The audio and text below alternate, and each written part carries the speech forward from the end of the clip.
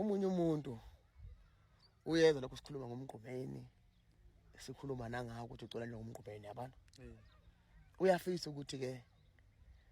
akuze mhlawumbe usithi mama ushintsha okay ngoba dubashintsha futhi ungabi nankinga ushintshe nje ngoba izwi lakho uNkulunkulu wakho pha liyavuma awushone khona Skhwebeni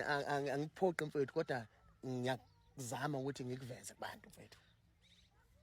na na na na na na na na na mama mama na na na na la la la la la na na na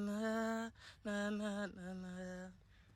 wozanini nonke landelani nonke nini nothando lwami ngizomculela kamnandi ngalo mlomo wami wozanini nonke landelani nonke nini nothando lwami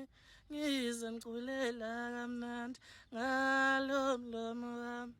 wozanini nonke landelani nonke nini nothando lwami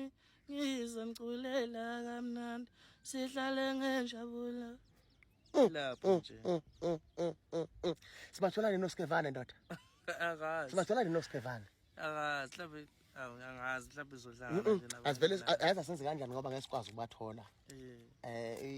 bahlala kude nathi yabona asivele sibathumelele khona lapha evidweni kungadani sivele sibathumelele khona lapha evidweni